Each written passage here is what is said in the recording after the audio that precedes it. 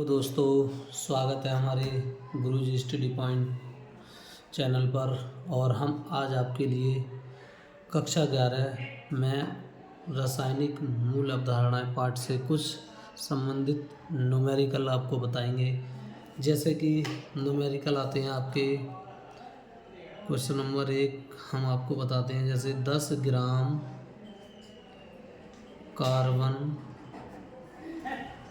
में कुल परमाणु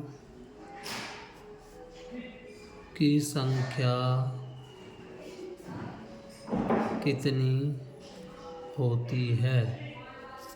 तो आपके लिए ऐसे सवालों को करने के लिए हमें जानकारी होनी चाहिए कि परमाणु का भार, परमाणु का अनुभार और कितने एक मोल में कितने कार्बन परमाणु भार होते हैं, ये सभी हमें जानकारी होनी चाहिए। तो आइए हम आपके लिए अब ये चीज़ें हम बताना चाहते हैं।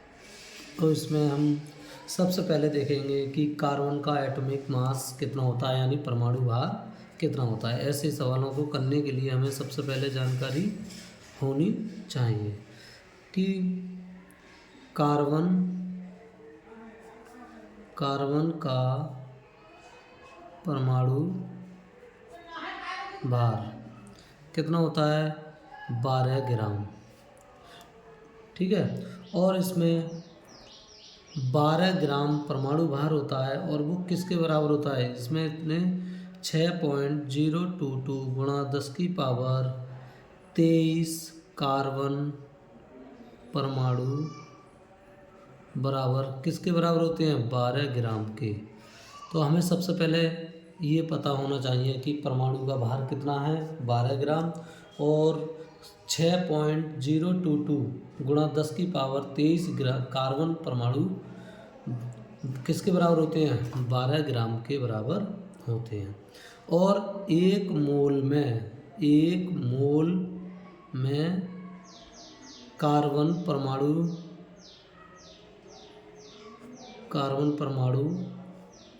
कितने के बराबर होते हैं, एक मोल में, तो 12 ग्राम के। और ये एक मोल क्या होता है, ये होती है एक मोल में कितने परमाणु होते हैं, एक मोल में परमाणु होते हैं, यानी कि 6.022 गुणा 10 की पावर 23।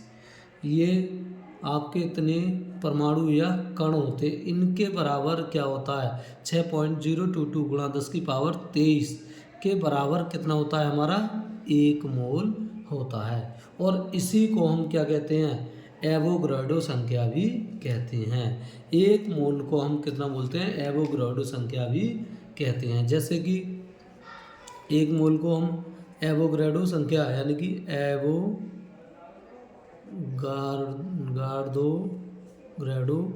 संख्या बराबर कितने होते हैं हमारे, 6.022 गुणा 10 की पावर 23। ये इतने के बराबर हमारा एवोगैड्रो संख्या कहलाती है। जैसे अगर बात करें हम एक मोल कैल्शियम, एक मोल अगर कैल्शियम का देखते हैं हम, तो ये भी क्या होगी, एक मोल की बात कर रहे हैं तो ये भी 6.022 गुणा 10 की पावर 23 होगा इसका मान। यानी कि कैल्शियम का मान कितना, एक मोल कैल्शियम का कितना होगा, 6.022 गुणा 10 की पावर 23 मोल। कार्बन एटम यानी कि कैल्शियम के परमाणु होंगे इसमें, और परमाणु कितने, यानी 40 ग्राम इसका भार होगा। ठीक है, और देखें हम एक मोल कार्बन को भी देखते हैं, तो ये भी संख्या कितनी होगी, 6.022 गुणा 10 की पावर 23 ग्राम होगी। तो हम निष्कर्ष निकाल सकते हैं कि 1 मोल बराबर कितने हमारे परमाणुओं की संख्या होगी 6.022 गुणा 10⁻23 ग्राम। तो ऐसे सवालों को करने के लिए हमें इसकी जानकारी होनी चाहिए। 10 ग्राम कार्बन में कुल परमाणु की संख्या कितनी होगी, तो इसे निकालने के लिए हमें क्या करना है, सबसे पहले हम 1 मोल कार्बन परमाणु की संख्या लिखेंगे। सबसे पहले आंसर करने के लिए हम क्या करेंगे, सबसे पहले लिखेंगे 1 मोल कार्बन परमाणुओं की संख्या कितनी होगी 6.022 गुणा 10⁻23। ठीक है, अब हमने 1 मोल बराबर इतने हो गए, हमारे कितने परमाणुओं की संख्या हो गई, यानी 6.022 गुणा 10⁻23। 1 मोल में इतने कार्बन परमाणु हैं। अब ये कार्बन परमाणु का भार कितना होगा, यानी कि एक कार्बन परमाणु पर भार कितना होगा, यानी इनके बराबर परमाणुओं के बराबर परमाणु या कण भी बोल सकते हैं ना, के बराबर हमारे कितने होंगे 12 ग्राम। 12 ग्राम में 12 ग्राम में हमारे कितने कार्बन परमाणु हैं 6.022 गुणा 10⁻23 मोल। सही है, ये आपका क्या हो गया, ये हमारे 12 ग्राम में इतने परमाणु या कणों की संख्या बोल सकते हैं हम इसे। ठीक है, फिर क्या करते हैं इसमें, अब ये 12 ग्राम में कितने हमारे इतने हैं, और बूझ रहा है हमारे 10 ग्राम में कार्बन में कुल परमाणुओं की संख्या कितनी है। तो सबसे पहले हम क्या करेंगे, 12 ग्राम में कार्बन में परमाणुओं की संख्या कितनी हो जाएगी हमारी 6.022 गुणा 10⁻23 कार्बन एटम, यानी कार्बन परमाणु हमारे कितने होंगे 12 ग्राम में 12 ग्राम कार्बन में परमाणुओं की संख्या कितनी होगी 6.022 गुणा 10⁻23 कार्बन एटम, यानी कार्बन परमाणु की संख्या होगी। अब 1 ग्राम में हम निकालेंगे कितने में, पहले हम 1 ग्राम में निकाल लेंगे। 1 ग्राम में कार्बन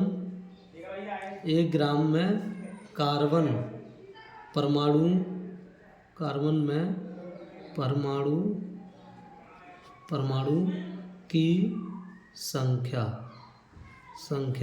कितनी हो जाएगी, यानी कि 6.022 गुणा 10⁻23 बटे, यानी कितने 1 ग्राम कार्बन में परमाणु की संख्या निकाल रहे हैं, तो क्या करेंगे हम 6.022 गुणा 10⁻23 बटे 12 ग्राम, यानी कि कार्बन के परमाणु हैं इतने। 1 ग्राम में हमारे कितने हो गए, 1 ग्राम कार्बन में परमाणुओं की संख्या कितनी होगी 6.022 गुणा 10⁻23 बटे 12 ग्राम परमाणुओं की संख्या इतनी हो गई हमारी 1 ग्राम में। अब ये पूछ रहा है 10 ग्राम में, तो हमें कुछ नहीं करना पड़ता है, यानी कि अब 1 ग्राम में कितने निकल के आ गए हमारे, ये निकल के आ गए 6.022 गुणा 10⁻23 बटे 12। ठीक है, कार्बन के परमाणु हो गए। अब ये कह रहे हैं 10 ग्राम कार्बन में कुल परमाणुओं की संख्या, तो कुल परमाणुओं की संख्या निकाल लो। 10 ग्राम कार्बन में परमाणुओं की संख्या कैसे निकालेंगे, तो वही 6.022 गुणा 10⁻23 और बटे कितने 12। अब हमें निकलवा कितने पर आया है, यानी 10 ग्राम कार्बन में परमाणु की संख्या, तो हम क्या कर देंगे 10 से गुणा कर देंगे। कितने से कर देंगे 10 से गुणा। अब ये क्या आ जाएगी आपकी, कर लो इन्हें हल करते हैं। तो हल करने के लिए क्या कर देंगे हम, सबसे पहले इन्हें काट लेंगे। ठीक है, तो काटते हैं हम, यानी कि देखिए यहाँ पर क्या करेंगे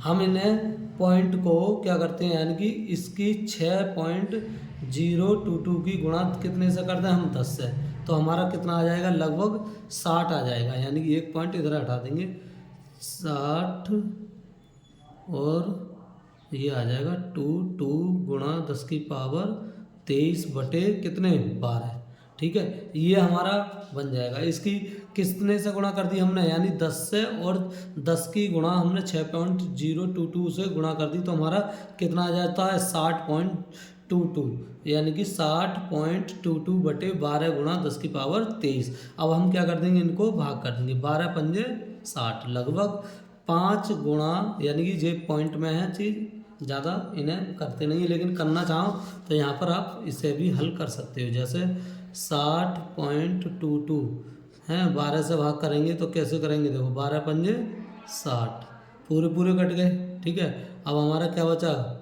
यानी कुछ नहीं बचा यहाँ पर, ये बचा है 0.22 जो बचे। ठीक है, तो हम लगभग, ये एक छोटी संख्या होती है तो हमारे लगभग कितने बार चले गए, 5 बार चले गए। ठीक है, तो हम यहाँ लिख देंगे 5 गुणा 10 की पावर 23, और आपका ये आंसर आ गया। यानी कितने में आ गई ये परमाणुओं की संख्या, 5 गुणा 10 की पावर 23, कितने ग्राम में आगे निकल कर गई, ये हमारी आ गई 10 ग्राम कार्बन में परमाणुओं की संख्या बराबर कितनी आ गई हमारी, ये आंसर आ गया 5 गुणा 10 की पावर 23।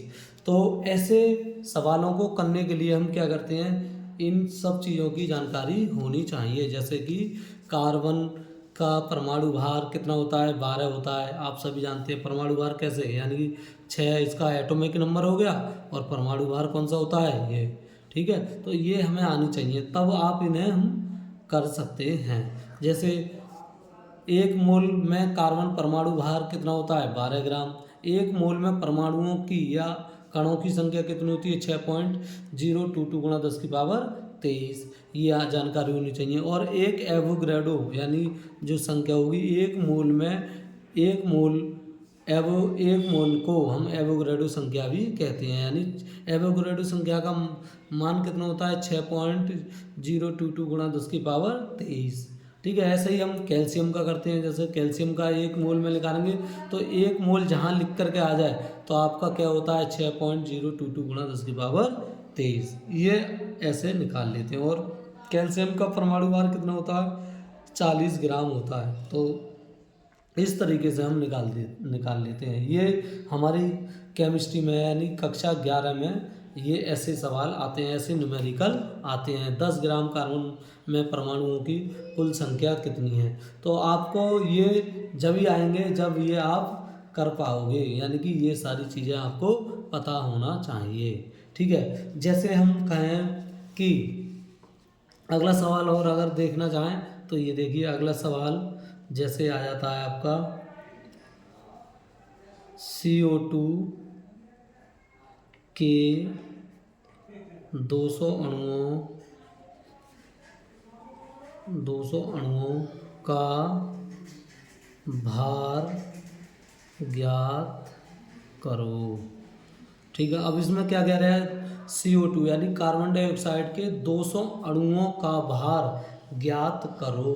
तो ये आपको ज्ञात करना होगा, तो इसमें भी हम वही करेंगे जो आपने इस वाले सवाल में किया था। तो ऐसे ही हम इसमें करते हैं। यहाँ पर क्या है, सबसे पहले हम वही निकालेंगे, 1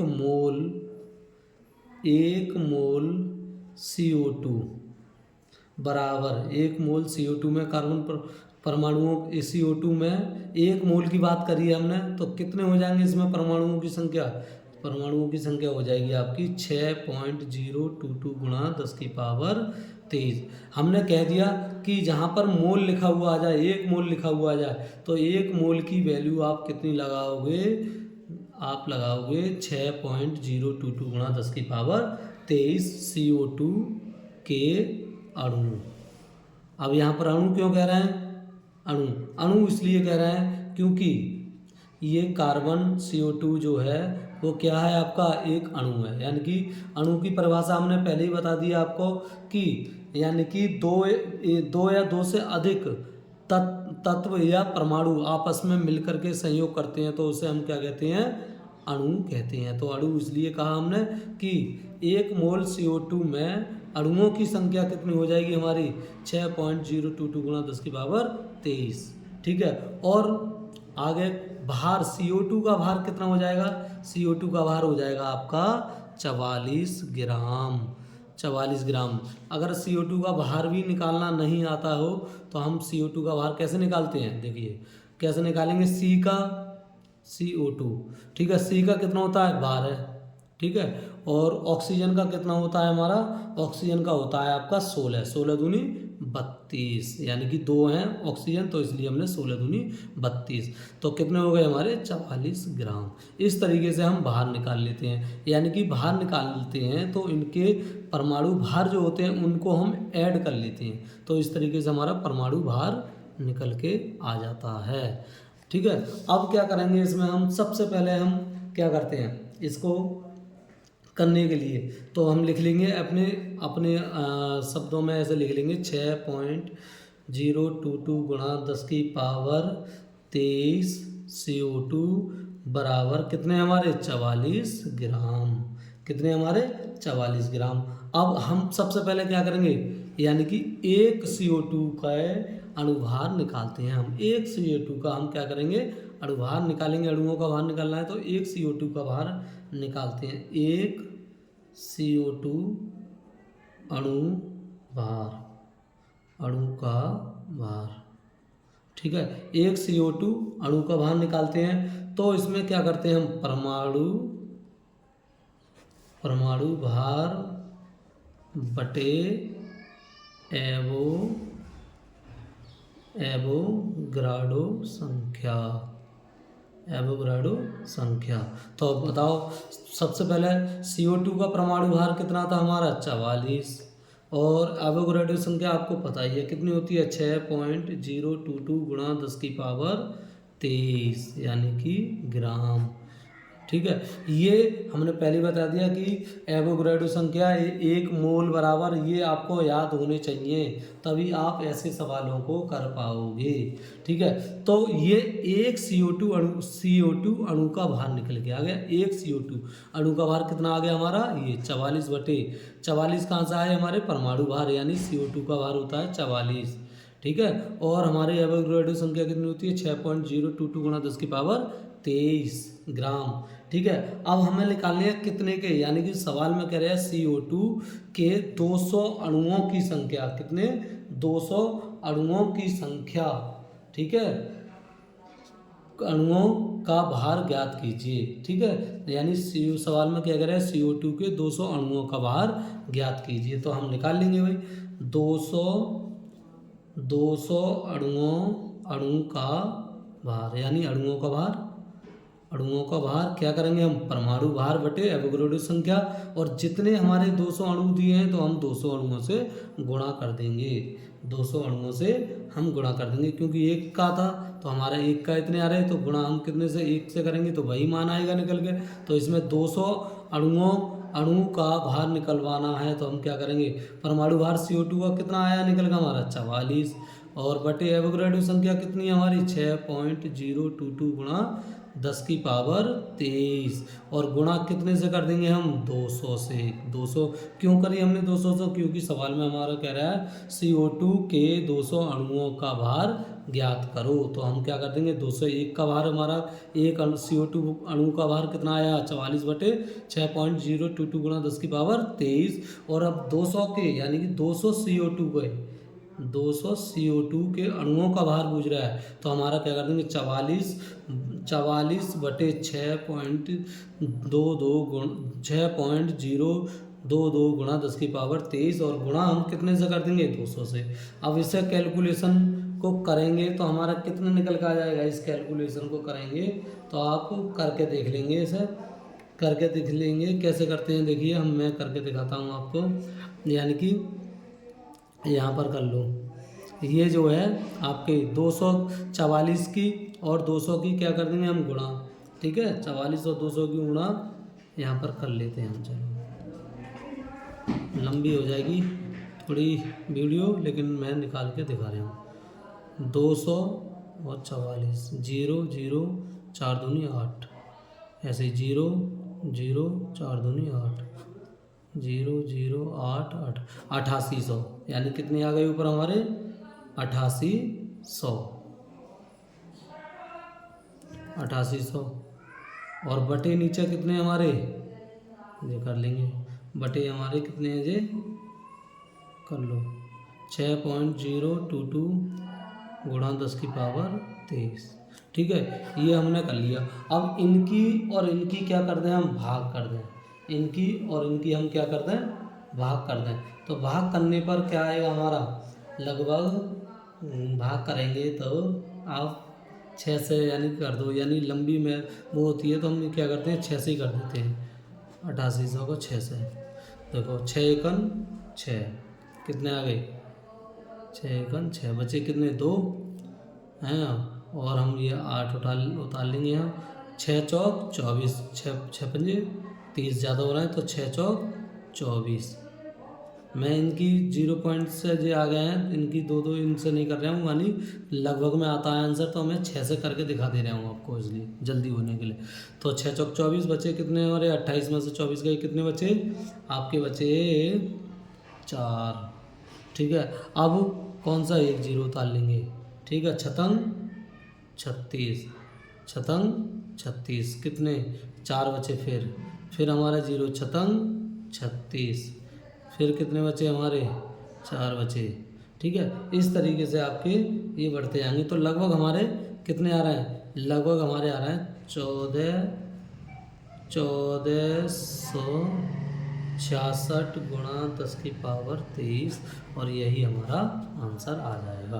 तो आपको समझ में आया होगा सवाल, और एक दो बार आप जब करेंगे तो ये आपको पूर्ण तरीका से आपको समझ में आ जाएगा। तो ऐसे हम ये कक्षा 11 केमिस्ट्री के न्यूमेरिकल यानी कि रासायनिक मूल अवधारणाएं पाठ से संबंधित न्यूमेरिकल हम इस तरीके से निकालते हैं। तो ये वीडियो हमारी पसंद आई हो तो हमारे चैनल को गुरुजी स्टडी पॉइंट चैनल को सब्सक्राइब करें, लाइक करें और शेयर करें। ठीक है, धन्यवाद। जय हिंद, जय भारत। ऐसे ही हम अपने सवाल कर लेते हैं।